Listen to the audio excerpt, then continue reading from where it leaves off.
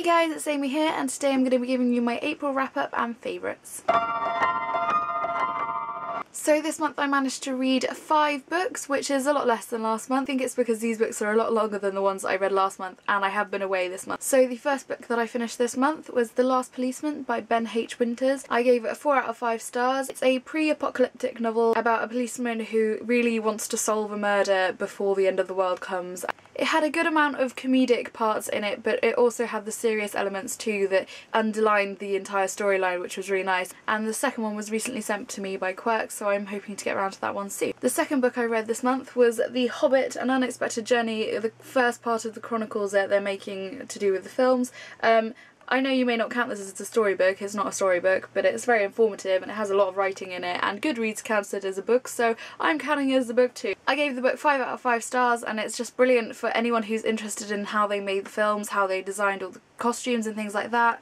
They had all the kind of beard designs and like how they decided on like the nose shapes and all the different things to do with each of the dwarves, and I just found it really interesting, and I would really recommend to anyone who has any interest in the films. The third book I read this month was The Shadow of the Wind by Ruiz Zafon. This was sent to me by a friend in Canada, and I'm so glad that she sent it to me because it is one of the most beautiful books I've ever read, and it has hit my top 10, be in there for a very long time I think, because I have fallen in love with this book, and anyone who has it or anyone who can get hold of it, oh, just go and pick it up, read it please, because it was just the writing. I can't get over how beautiful this book was, and I had to keep putting it down and kind of soaking in just the beauty of the words on the page. There are so many great elements of this book. I mean, there's murder, there's mystery, there's love, forbidden love, there's family, there's everything you could possibly want in a novel is in this book, but it doesn't get boring, and that's what I loved about it. The fact that there was so much, and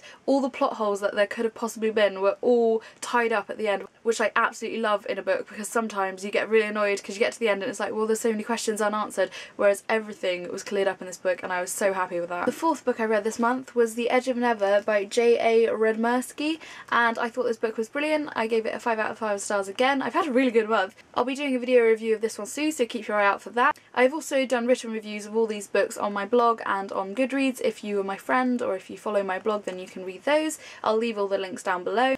Briefly, this novel is taken from the new adult genre, which has recently kind of come about, and it's aimed at kind of people between the ages of 18 and 25, I think. As I'm in the middle of that age group, I really could relate to the characters in this book, and I thought that was really brilliant. I highly recommend. The final book I read this month was Wool by Hugh, Howey, and I really enjoyed this book. I describe this as an adult dystopian, but there were parts that kind of creeped me out, so it may not be suitable for younger people, but I might just be a wimp. The main characters are living in a silo which is buried underneath the ground. It's all about their survival and how they came to be there, and the mystery behind how they ended up in these silos underneath the ground. It was very suspense-filled and very enjoyable and very fast-paced. I didn't find myself feeling bored at any points, which was really good. So those are all the books I read this month, and now on to my favourites. My favourite TV show of the month would have to be Heart of Dixie.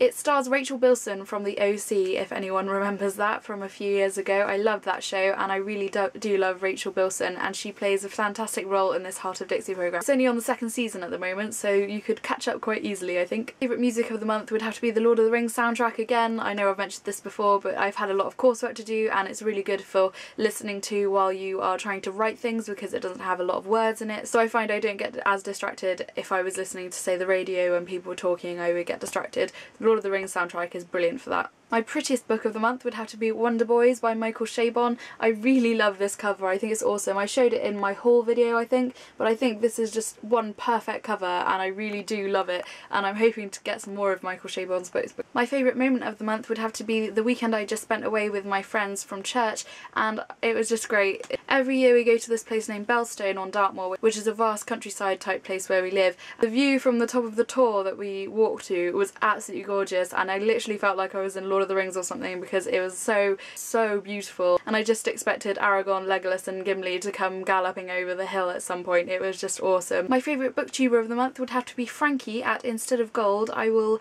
link her channel here. She does amazing videos, and I really enjoyed all of her videos this month, because she's been doing Vader, and every day. I've been really looking forward to seeing her videos. The way she gets her opinions across and her thoughts on things is just great, and she makes me laugh, and I really like that. So please go and check her channel out because I think she's one awesome person. And finally, my favourite activity of the month would have to be writing letters, and I wrote a kind of pile of letters, which was new to me because I'd never sent a letter abroad before, so it was very exciting. It was lovely knowing that something I had written in my room here in England was going to eventually end up in Australia or Canada or Mexico or wherever I sent the letters. I just thought it was awesome thinking that people were receiving something that I had handwritten here. But as well as sending letters, I also received some, and I got this one here saying indulge yourself with a big cake on the front from Marlin over at Marlin Alina. And I love how she chose this because we love cake, and that's just our relationship in a nutshell there. And the second thing I received was a postcard from Jason at the Heavy Blanks in Canada, which was very exciting. Jason had to put 3 stamps on to send it to me. I love the little story that was on the pony on this postcard, and thank you Jason, I really loved it, and it will be going up on my wall. That's everything for today guys. I hope you're all having a brilliant day. If you have anything to tell me in the comments, I'd love to hear your opinion on any of the books that I've read or on any of my favourites. If you've read any awesome books this month, tell me in the comments. I love getting recommendations. Obviously I'll leave all my Twitter, Facebook, blog links down below if you want to add me on Goodreads or anything. That will all be down there. So I'll speak to you all soon.